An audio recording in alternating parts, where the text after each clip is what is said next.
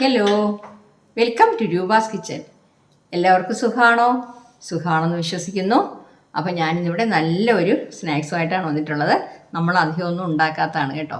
അതെന്താണെന്ന് വെച്ചാൽ കണ്ടോ, ഈ ഇല പനിക്കൂർക്ക, അതായത് ഞവരയില എന്നും പറയും.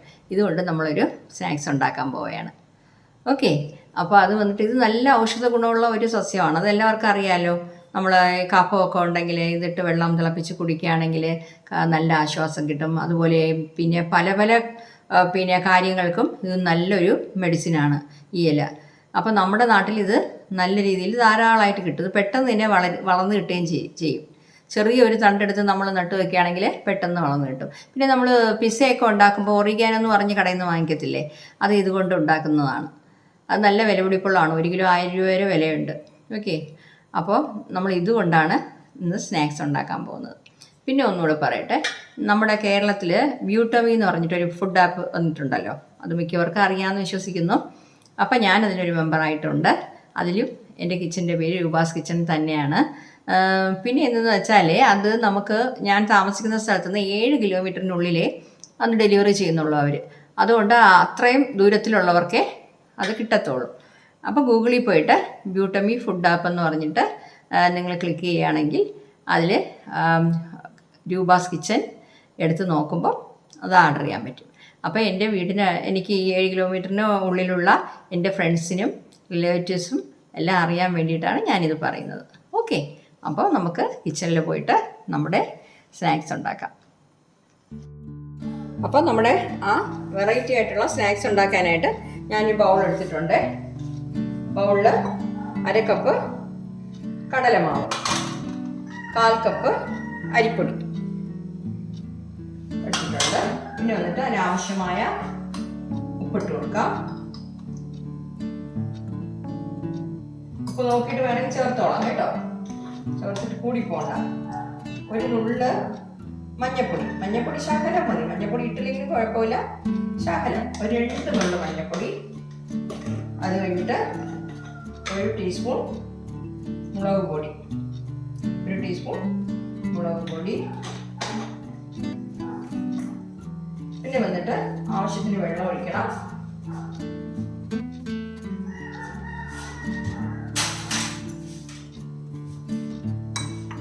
ഇനിയിപ്പോൾ ഇതിൻ്റെ കൂടെ നമുക്ക് ഒരു നുള്ള് സോഡാപ്പൊടിയും കൂടെ ചേർത്ത് കൊടുക്കാം. ഓക്കെ,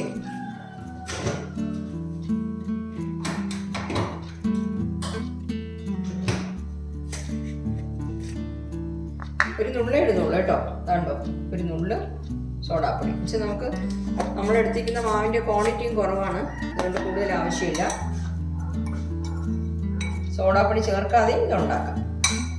ഇനിയിപ്പോൾ ആവശ്യമുള്ള വെള്ളം ഒഴിച്ചു കൊടുക്കാം. ചിലരാണെങ്കിൽ ഇതിൽ പെപ്പർ പൗഡർ, പിന്നെ കറി മസാല പൗഡറൊക്കെ ചേർക്കുന്നുണ്ട്. നമ്മളിപ്പോൾ കൂടുതൽ അതൊന്നും ചേർക്കുന്നില്ല. ഇത് വന്നിട്ട് തീരെ കട്ടിയുമല്ല, തീരെ വെള്ളമായിട്ടുമല്ല, അങ്ങനത്തെ രീതിയിൽ സാധാരണ നമ്മൾ ബജ്ജിയൊക്കെ ഉണ്ടാക്കുമല്ലോ അതേപോലത്തെ ബാറ്ററാണ്. വെള്ളം ഒഴിച്ചിട്ട് നല്ല രീതിയിൽ മിക്സ് ചെയ്തെടുക്കും. അപ്പോൾ അത് ഞാൻ നല്ല രീതിയിൽ മിക്സ് ചെയ്ത് കഴിഞ്ഞു. കണ്ടോ, അപ്പോൾ ഇങ്ങനെ ഇരുന്നാൽ മതി. നമ്മൾ സാധാരണ മുളക് ബജ്ജിക്കും പിന്നെ കാ ബജ്ജിക്കും ഒക്കെ നമ്മൾ മാവ് കലക്കി എടുക്കുമല്ലോ, അതുപോലത്തെ തന്നെയാണ്.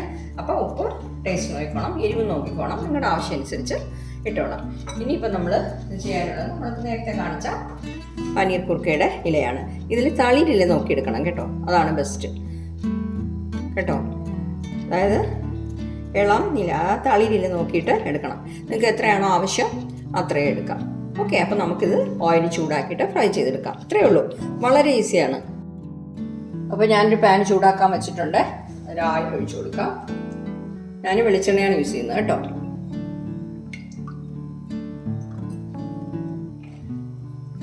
അപ്പോൾ ഓയിലൊന്ന് ചൂടായി കിട്ടട്ടെ.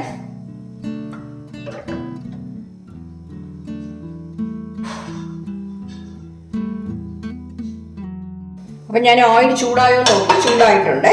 ഇനിയിപ്പോൾ നമുക്ക് എടുത്തു വെച്ചിരുന്ന ബാറ്ററിൽ ഇല ഒന്ന് മുക്കിയിട്ട് കൊടുക്കാം. അപ്പോൾ നമ്മുടെ ഈ ബാറ്റർ വന്നിട്ട് ഇലയിൽ ശരിക്കും പുരളണം. നമുക്ക് അതിൻ്റെ ഞെട്ട് പിടിച്ചിട്ട് ഇങ്ങനെ തന്നെ അതിൽ ഡിപ്പ് ചെയ്തെടുക്കാവുന്നതാണ്.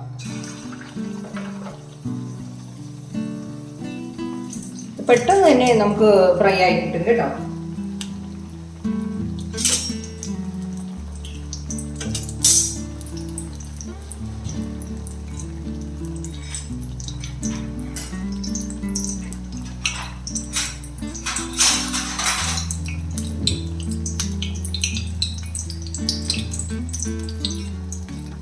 നല്ല പൊള്ളി വരികയുണ്ടോ, കുറച്ച് എണ്ണ അതിൽ ശരിയാക്കി കൊടുക്കാം. എന്നിട്ട് നമുക്ക് മറിച്ചിട്ട് കൊടുക്കാം. തീ മീഡിയം ഫ്ലെയിമിൽ വെച്ചോണേ.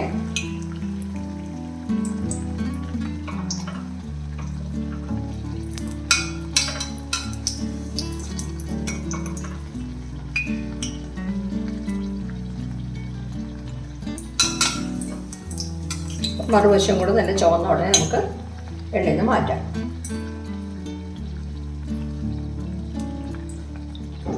ഓയിൽ നല്ല രീതിയിൽ ചൂടായിട്ട് ഞാൻ തീ കുറച്ച് വെച്ചിരിക്കുകയാണ് കേട്ടോ.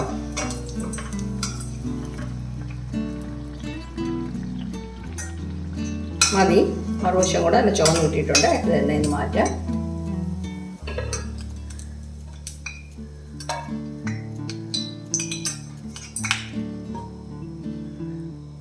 ഇപ്പം ബാക്കിയുള്ള ഇലകളും കൂടെ ഇതിൽ ഇട്ട് കൊടുക്കണം.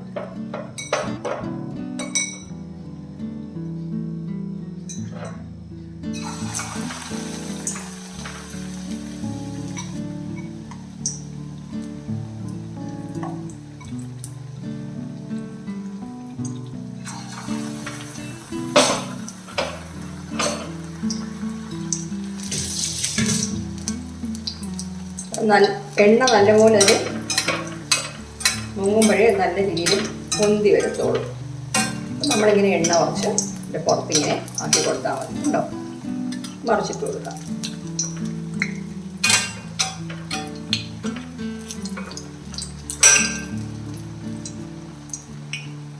അപ്പം ഇങ്ങനെ നമ്മൾ ചെയ്യുമ്പോൾ ഔഷധ ഗുണമുള്ള ഇലയും കൂടെ നമുക്ക് കഴിക്കാൻ പറ്റും അല്ലേ. ഒരു വെറൈറ്റി ബജ്ജിയാണ്, ബജ്ജി എന്ന് പറയാം. പെട്ടെന്ന് എന്ത് കിട്ടും. നമുക്കിപ്പോൾ വീട്ടിൽ തന്നെ ഈ ചെടി ഉണ്ടെങ്കിലേ റെഡിയാക്കി എടുക്കാൻ ഒരു 5 മിനിറ്റ് പോലും വേണ്ട.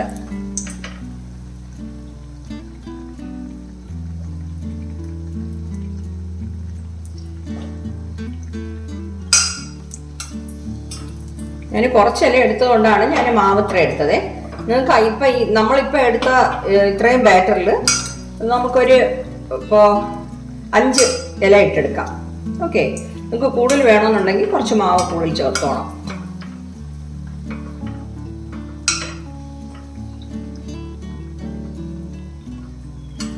മാവ് തീരെ കട്ടിയാകും വേണ്ട.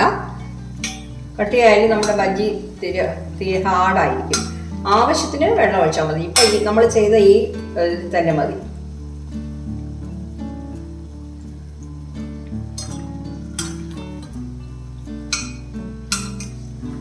തിരിച്ചു മറിച്ചിട്ട് കൊടുക്കാം കേട്ടോ. ഒരു 2 സൈഡ് നമുക്ക് ചുമന്ന് കിട്ടണം.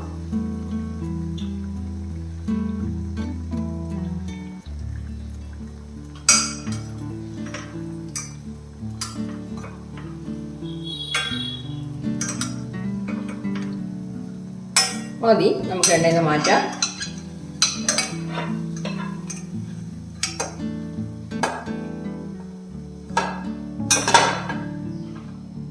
അടുത്ത കൂടെ ഞാൻ ഇതുപോലെ തന്നെ ഫ്രൈ ചെയ്തെടുക്കാം.